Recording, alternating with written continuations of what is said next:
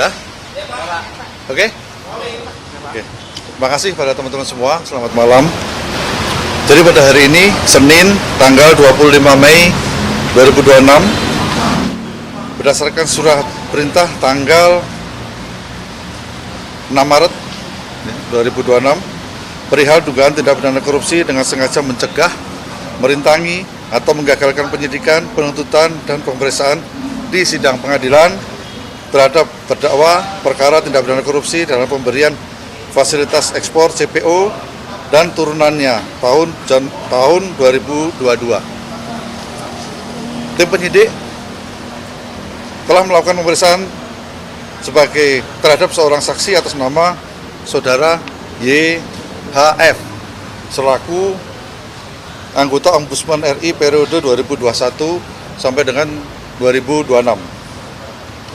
Bahwa setelah melalui beberapa serangkaian penyidikan dan beberapa alat bukti yang sudah kita dapat, maka tim penyidik menetapkan saudara YHF selaku anggota Ombudsman RI periode 2021 sampai dengan 2026 sebagai tersangka dalam penyidikan dimaksud. Sedangkan kasus posisinya singkat adalah sebagai berikut. Pada awal bulan Februari tahun 2022, pada saat terjadi kelangkaan minyak goreng di Indonesia, YHF selaku anggota Ombudsman RI menginisiasi untuk melakukan investigasi dengan cara memerintahkan tim Kepala Keasistenan Utama 3 melakukan survei di 34 provinsi di wilayah Indonesia dan tracking melalui media yang selanjutnya dituangkan dalam laporan Ombudsman tanggal 24 Maret 2022 perihal dugaan maladministrasi dalam penyediaan dan stabilisasi harga minyak goreng oleh Kemendak RI. Bahwa saudara YHF telah merubah materi laporan informasi Ombudsman RI tersebut yang semula terkait dengan kelangkaan minyak goreng menjadi pencabutan DMO atau Domestic Market Obligation untuk kepentingan ekspor yang disusun secara melawan hukum, sehingga ketentuan Kementerian Perdagangan RI terkait DMO direkomendasikan Ombudsman RI untuk dicabut. Jadi perlu teman-teman ketahui bahwa DMO ini merupakan perbuatan melawan hukum yang kita sangkakan terhadap perkara minyak goreng ya pada tahun 2022.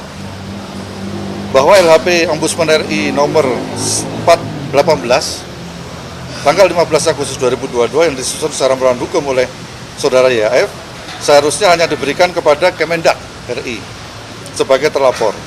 Tetapi saudara YHF memberikan LHP kepada saudara MS dan tim dari AALF Legal ya, yang kemudian dijadikan dasar hukum untuk materi gugatan TUN dan materi gugatan perdata kepada Kemendak RI, sehingga hal tersebut menjadi pertimbangan dalam putusan onslah perkara pidana CPO dengan terdakwa korporasi PT Wilmar Group, PT Musimas Group, dan PT Permata Hijau Group di tingkat pengadilan negeri.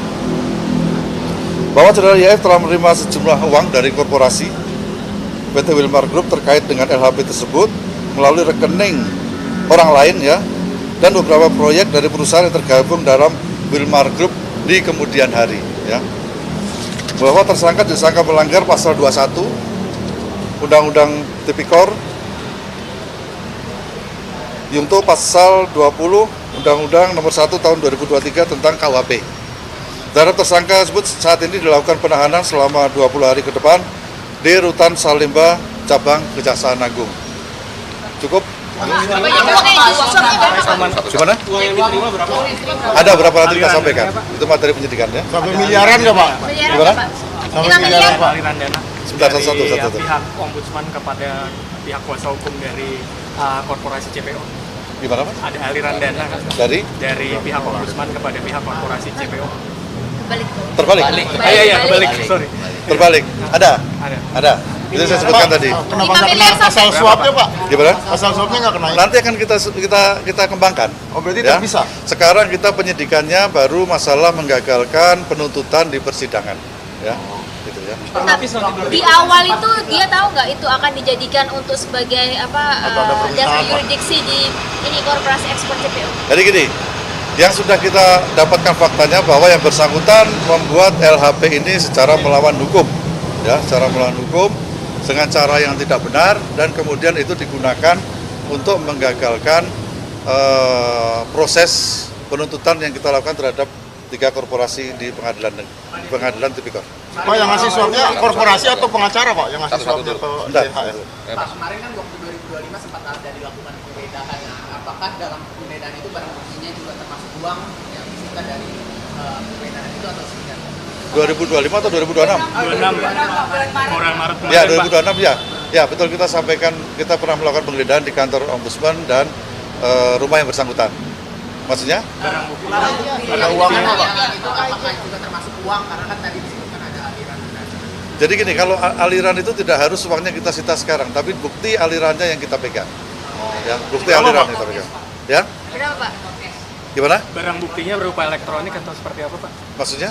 Rekening koran atau Oh, rekening, ya, bentuknya rekening. Ya, Rekening oke. koran, Pak? Ya, Rekening koran atau bukti transfer? bukti transfer ada, saksi ada, Rekening orang lain ya, Pak? Nomine. rekening orang lain dengan Berarti nomine. berpeluang TPPU, Pak? Nanti kita sampaikan, itu materi penyidikan. Pokoknya orang lain. Di lemar aja atau dari musimas juga ada. Nanti kita sampaikan, baru satu yang kita. Tapi tiga-tiganya aliran dananya dari tiga-tiganya, Pak? Tiga Korporasi. Enggak, yang kita lihat ini baru satu. Gitu Pak. Satu korporasi aja, Pak? Baru satu. Tapi kan satu itu mungkin akan kita kembangkan. Apakah ada yang lain juga di situ sekalian? Nilmar aja, Pak. Baru satu ya. Nilmar doang, Pak. Baru satu. Iya. Ya. Ya. Oke, itu saya sebutkan Pak, berarti tadi. Cukup. rekomendasi dari Ombudsman ini diduga melindungi untuk kepentingan korporasi CPO di PT UN, Pak? Atau seperti apa? Bukan. Jadi gini. Ini secara terstruktur gitu ya. Jadi pertama adalah dengan cara membuat LHP di Ombudsman ya. Kemudian LHP itu menyatakan maladministrasi terhadap DMO. DMO itu adalah merupakan perbuatan melawan hukum yang kita sangkakan terhadap para tersangka perorangan dan korporasi, Permendak.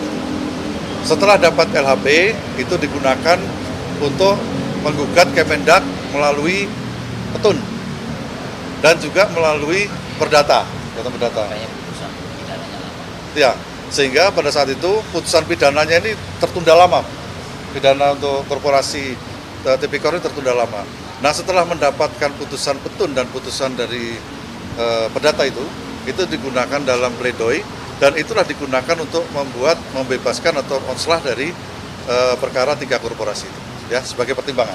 Ada indikasi dia juga main di perusahaan lain nggak Pak selain tersebut? Belum. Karena karena yang kita sangkakan sekarang adalah terhadap 3 persidangan 3 korporasi itu pun di tingkat pertama. Oke. Karena di tingkat kasasi kan dibatalkan itu. Nomor rekening itu milik orang anggota Ombudsman, keluarga atau? Bukan. Ada orang dekatnya. Pak, kasusnya Cukup Ada ya? indikasi ada Gimana? Kasusnya ada kaitannya sama Iris. Enggak, beda. Tidak ada kaitannya. Tidak ada kaitannya dengan HS. berarti ada indikasi tersangka baru nanti, Pak. Selama ada bukti, tetap kita akan proses. 5 Cukup miliar ya? sampai nggak suapnya Pak? 5 miliar sampai? Nantilah itu. Nanti. Miliaran tadi Miliaran. Nanti lah kita sampaikan. Miliaran. Yang jelas ada. MM-an, Kita Pak. sampaikan ya. Nanti belum. Nanti masih kita masih belum finish, masih terus, masih berjalan ya. Cukup ya? Pak, soal CPO Pak, Cukup? soal CPO kan Kasus yang lain Pak apa? Menkyu kemarin sempat ngasih laporan daftar 10 perusahaan yang manipulasi ekspor CPO ya Pak. Itu dari Kejagung berarti udah terima data tersebut atau gimana Pak? Ya, jadi gini. Perkara manipulasi atau transfer pricing itu kita sekarang sedang lakukan penyidikan ya. Itu sekitar mungkin 1 bulan lebih lah. Nah, data dari Menkyu itu melengkapi data yang ada di kita. Oke? Udah meriksa berapa saksi Pak? Ada beberapa, nanti kita sampaikan ya. Berarti perusahaan di bidang lain juga bisa dikembangkan juga, Pak? Bisa.